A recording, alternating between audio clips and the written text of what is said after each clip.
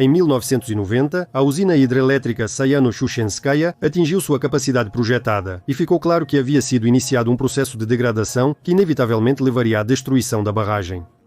Apesar dos cálculos mais modernos da época, foram cometidos erros críticos durante o processo de construção. Descobriu-se que nem o concreto nem a estrutura foram projetados para suportar uma coluna de água de 200 metros.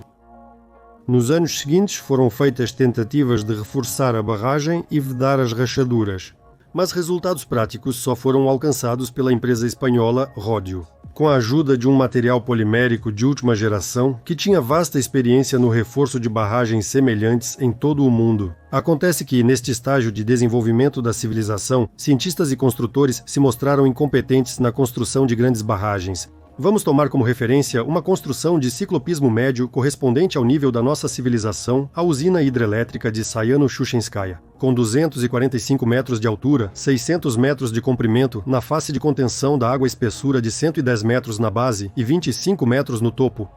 10 milhões de metros cúbicos de concreto.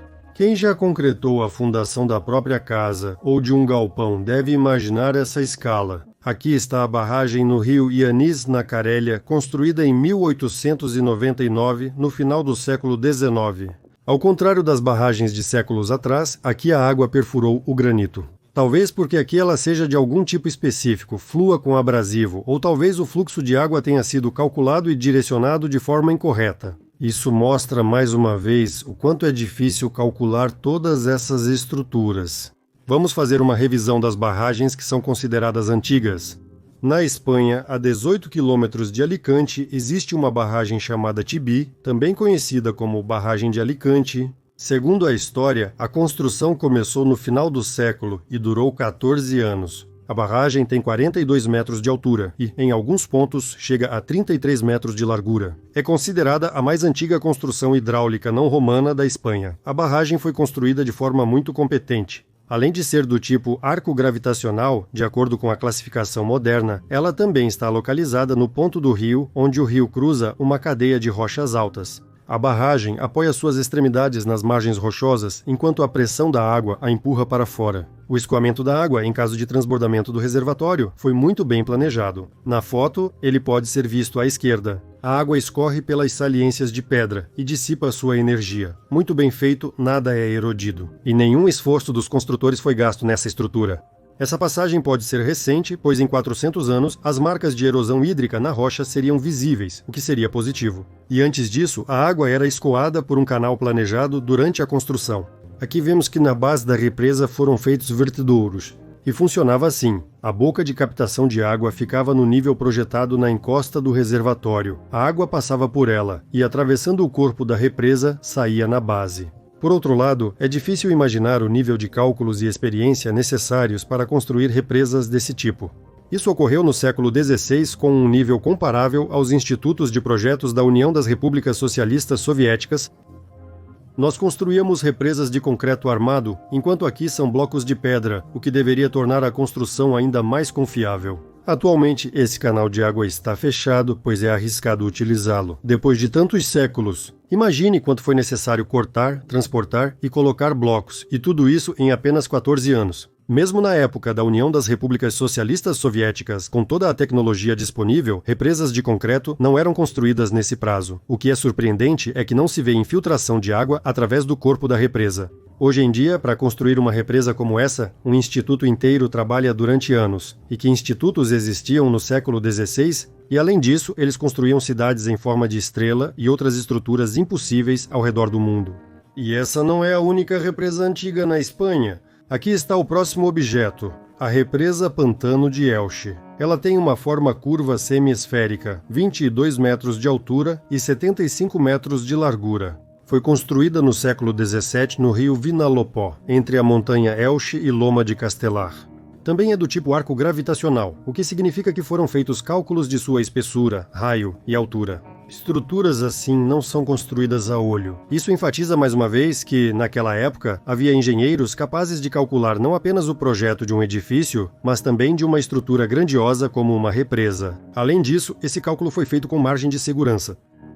A água escorre pela represa, embora à direita também sejam visíveis os vertedouros inativos, assim como na represa de Tibi. Talvez tenha sido tomada a decisão de fechá-los devido ao desgaste e ao risco de destruição da represa, mas nada foi feito. Melhor do que permitir que a água transborde pela borda dela, acabou se formando uma cachoeira. E é claro que isso causa danos significativos à represa devido à erosão da água, e isso não pode durar muito tempo. No final das contas, isso vai causar danos aos blocos e uma destruição em efeito dominó durante a enchente.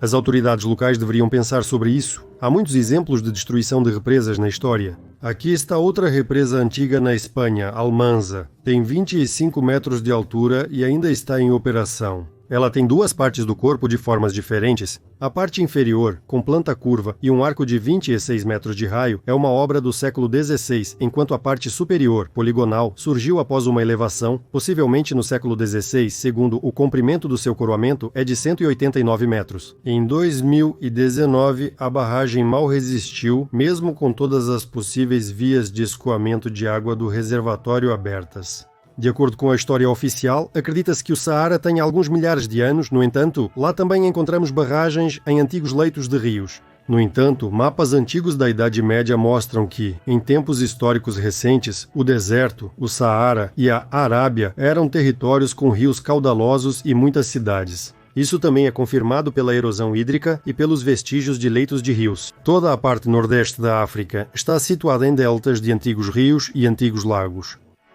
As planícies de inundação se enchem durante os raros períodos de chuva, mas são leitos de antigos rios.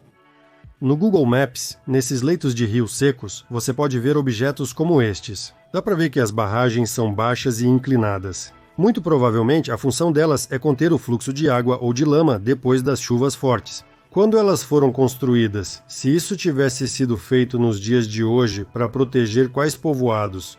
Esta é praticamente uma região sem vida. Aqui está a principal represa de Assuã, com 53 metros de altura, construída pelos ingleses. Aqui está a represa de Maribe. O Iêmen serve para criar um reservatório. É um aterro de terra com uma estrada para carros no topo da represa. As represas nas fotos podem ser idênticas ou servir como proteção contra fluxos de lama após chuvas intensas. Contudo, eis um enigma. A fotografia com as represas é uma imagem dos mapas. Esses lugares sem represas são dos mapas do serviço, ou seja, as represas apareceram nos últimos anos. Elas ainda estão sendo construídas, exigindo recursos enormes para isso.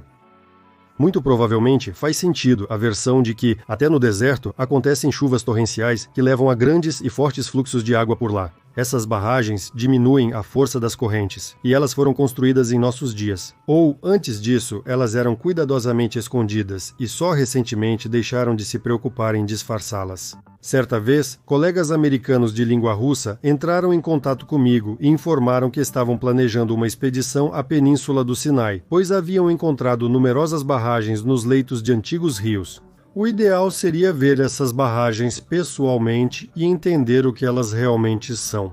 Não conseguimos chegar a um acordo. Talvez eles tenham feito essa excursão, mas isso já não sei. Tive que explorar a Península do Sinai por conta própria e aqui está o que encontrei bem na ponta da Península do Sinai. Aqui havia um rio completamente que se derramava assim para cá, ou seja, tudo isso eram rios, todos eles se juntavam assim, se juntavam. Ou seja, era uma região absolutamente cheia de água que agora se transformou em deserto. Isso. Aqui, por exemplo, está o mapa de 1688 Frederico D. Vide como podemos ver, aqui não existe essa península, que só apareceu aqui depois. Mas olhem, tudo nas cidades, toda essa península está cheia de rios, de lagos. Aqui em outros mapas dá para ver que tudo isso está coberto de verde. No mapa moderno é um deserto. Não há rios, só restam vestígios de rios. Tudo secou em 200 anos. No momento, estamos especificamente interessados em Sharm el-Sheikh. Aqui também observamos a quantidade de cidades, rios e lagos. Nenhum deserto. O que há de interessante nesse Sharm el-Sheikh? Ele fica no leito de um antigo rio. Aqui está o leito do rio. E bem aqui agora há casas construídas. uma represa, duas represas, subindo mais, vemos outra represa, essa já é de concreto. Aqui o concreto foi feito de forma inteligente, não como o nosso, que começa daqui, sobe e depois desce. Não economizaram material. Para que fizeram isso? Provavelmente havia um desvio aqui e a água escoava para cá. Ou seja, aqui estava bloqueado, subindo mais vemos outra represa, o leito é de um rio antigo, tudo cheio de represas. Aqui elevaram a água, ela ficava parada aqui e aqui tem outra represa de novo. Aqui vemos um reservatório enorme. Praticamente um grande reservatório foi bloqueado. Subindo mais, tem outra represa, ou seja, aqui tem mais um reservatório. Ou seja, praticamente tudo isso era cortado por água. Tudo isso eram vastas extensões de água enormes. Se a gente sair daqui, por exemplo, seguindo o leito do rio, por um deles, vamos nos impressionar com a quantidade de água que corria aqui. Há algum tempo, não muito tempo atrás, bem recentemente. Então, vamos percorrer dezenas, centenas de quilômetros e desse ponto de vista teremos uma imagem de como era no passado recente. Por exemplo, se sairmos de Dorraba e começarmos a subir, o que veremos novamente? Uma represa. O comprimento é de cerca de 250 metros. Aqui estão as linhas de transmissão de alta tensão. Novamente uma represa. Tudo isso estava cheio de água. Novamente uma represa. O comprimento da represa é de 250 metros. E isto aqui é cerca de 500 metros, o comprimento da represa é de 500 metros, a largura é de meio quilômetro. Bem, nada mal. Aqui está de novo a represa. Aqui também há restos de uma represa antiga. De tudo isso poderíamos tirar conclusões de longo alcance. Em primeiro lugar, que sabiam construir represas há centenas, talvez até milhares de anos. Além disso, em muitos casos, eles tinham muito mais recursos do que a nossa civilização pode se dar ao luxo de ter.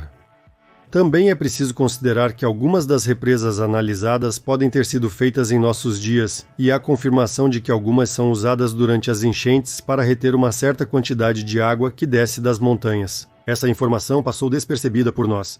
Mas afirmar que todas essas represas foram criadas em nossos dias é extremamente presunçoso. Para que os rios formassem esses leitos, começando do topo das montanhas, a água deveria ter corrido em fluxos constantes. Forças incríveis, e tudo isso é confirmado pelos mapas. Até o século XVIII, de fato, essa região era cheia de rios, lagos, vegetação e densamente povoada por pessoas. E provavelmente não foi por acaso que Deus, Yahweh, teve que pousar com barulho, fogo e poeira na montanha, pois caso contrário, ele teria que descer na selva ou diretamente sobre as cabeças das pessoas em alguma cidade, o que claramente não fazia parte dos seus planos. Ainda temos isso diante dos nossos olhos. Há um exemplo muito bom de como nos anos 60 do século XX, durante vários anos, o Reino Unido construiu Stonehenge, e para isso foram necessários grandes recursos em nível estatal. E isso, se pensar bem, não passa de algumas dezenas de blocos de concreto colocados em pé, rebocados, mais um paisagismo, e voilá, mas é apresentado como a construção do século.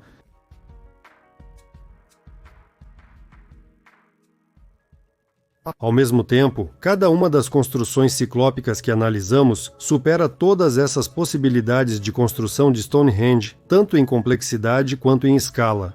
Muitas e muitas vezes.